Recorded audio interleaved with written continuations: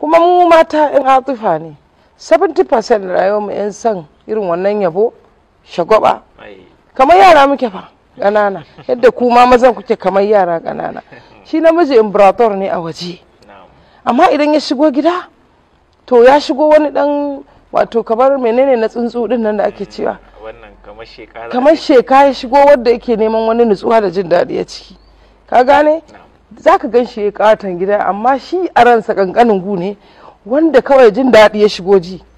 namiji a waje yake fankamarsa ya je ya tagga rauniyarsa ya wahala duk waje ita ce 70% amma 30% na cikin da zai zo cikin gida to daɗi yake nema ka gane ko yawa daɗi yake nema to in dai ko haka daɗin kake nema to ka ziga wanda kake neman daɗin a gunsa don shi ma ya zama ready da ya ji motsin ka maza maza ya gyara saboda ya san akwai wannan yabon akwai wannan zigawar sai ka ga duk ta ruɗe ita fa mace barin gama da za ka zauna kawai kai ta yabanta ka ziga ta shi kenan fa wa sharhi shababu inda hunna ajibu su kawai a burge su da wani abu to za ka burge su za ka dinga ajabar da su ko da ba kuɗi kawai za ta so wallahi tallahi in ka fiye iya yi da sanin yadda za ka zauna shikenan ka gama da ita kai da za a shigo ma a ganta a cikin wani irin hali su ana jin haushi ta daɗi take ji saboda wanda ya zaunar da ita ya san da zamanta yana ziga ta ko da bai mata wani abu haka na gani a faɗa ba to amma problem din mazan mu da yawa yanzu makaranta muka buɗe misali idan za ka ce da namiji ya zo ya zauna sai ya raina kai da na me za ta gaya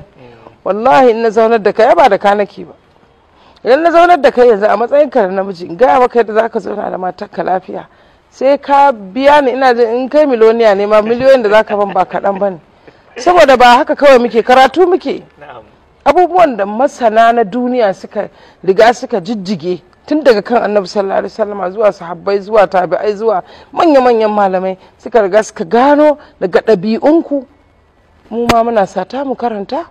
wanda ya halatta kuma ni a matsayina na mace ina ganin na zaunar da namiji in gaya masa abin da mace take so ina ganin wallahi zai gara ma ya fi ɗauka a dama ai shine ma ya wato amma ku maza kun rena mu ku gani kuke wa an je me za ta koya mu an manta cewa ma kwata-kwata mace ita ce mata su ne ummahatul ajiyal kuma nisful jil din ita ce uwa sannan ita ce rabin al'ummar wato ita ce uwar ita ce rabin kusa ita ce